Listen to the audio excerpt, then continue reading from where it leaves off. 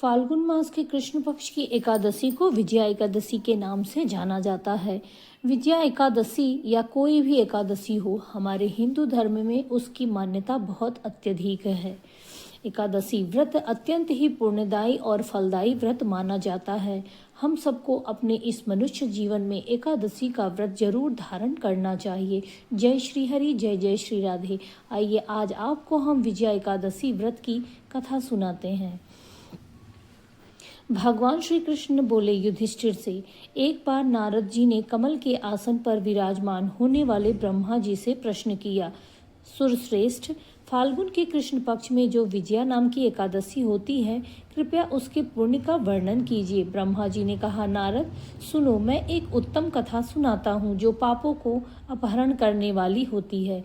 यह व्रत बहुत ही प्राचीन, पवित्र और पापनाशक है। यह विजया नाम की एकादशी राजाओं को विजय प्रदान करती है, इसमें तनिक भी संदेह नहीं है। पूर्व काल की बात है, भगवान श्री रामचंद्र जी ने 14 वर्षों के लिए वनवास किया। उसी समय माता सीता और लक्ष्मण के साथ वे रह रहे थे। उसी समय रावण ने चपलतावश भगवान श्री राम की तपस्विनी पत्नी सीता को हर लिया। उस दुख से भगवान श्री राम और श्री लक्ष्मण जी व्याकुल हो उठे। उस समय सीता माता की खोज करते हुए वे वन में घूमने लगे। कुछ दूर जाने पर उन्हें जटायु मिले, जिनकी आयु समाप्त हो चुकी थी। इसके बाद उन्होंने वन के भीतर कबंध नामक राक्षस का वध किया। फिर सुग्रीव के साथ उनकी मित्रता हुई। श्री राम के लिए वानरों की सेना एकत्रित हुई। हनुमान जी ने लंका उद्यान में जाकर माता सीता का पता लगाया और माता सीता का दर्शन किया। उन्हें श्री राम को चिन्ह स्वरूप मुद्रिका प्रदान की।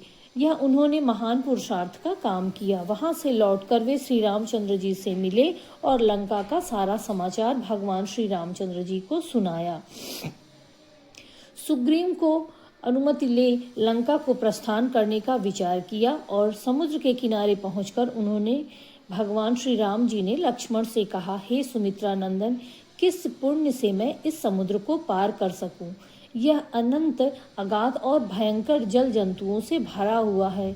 मुझे ऐसा कोई उपाय नहीं दिखाई देता जिससे मैं इसे सुगमता से पार कर सकूं।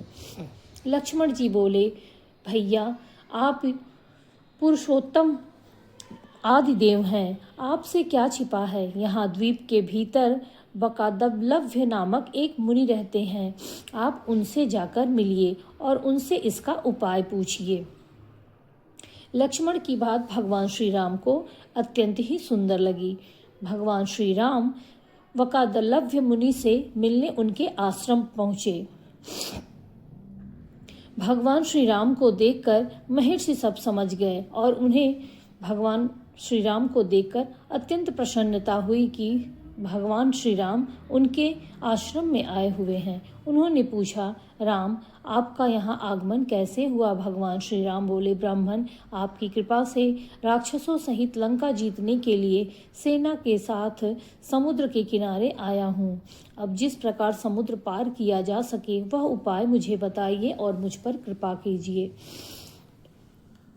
ऋषि ने कहा, श्री राम, फाल्गुन मास के कृष्ण पक्ष में जो विजया नाम की एकादशी होती है, उसका व्रत करने से आपको निश्चित ही विजय की प्राप्ति होगी।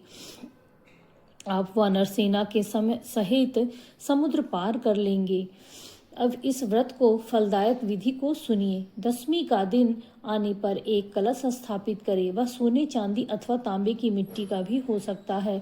उस कलश को जल से भरकर उसमें पल्लव डाल दें। उसके ऊपर भगवान नारायण के स्वर्णमय विग्रह को स्थापित करें। फिर एकादशी के दिन प्रातः स्नान करें। कलश को पुनः स्थिरता पूर्वक स्थापित करें। माला, पुष्प, चंदन, धूप, सुपारी तथा नारियल आदि द्वारा विशेष रूप से उनका पूजन करें। कलश के ऊपर सप्तधान और जौ रखें।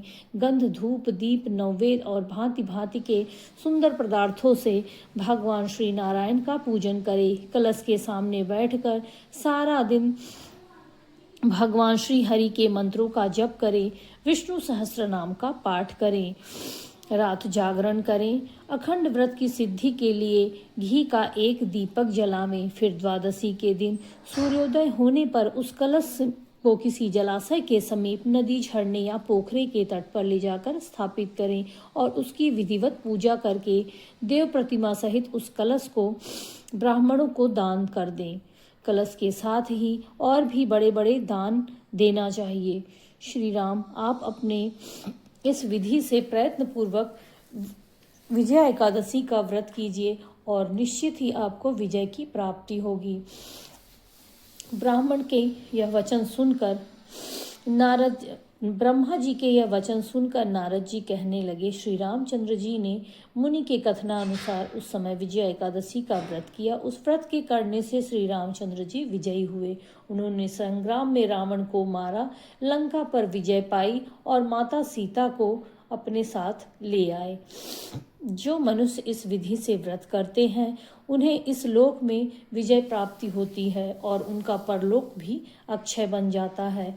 आप सब भी भक्तजनों विजया एकादशी का व्रत अवश्य धारण करें। भगवान श्री हरि की कृपा आप सभी पर बनी रहे। जय श्री राधे।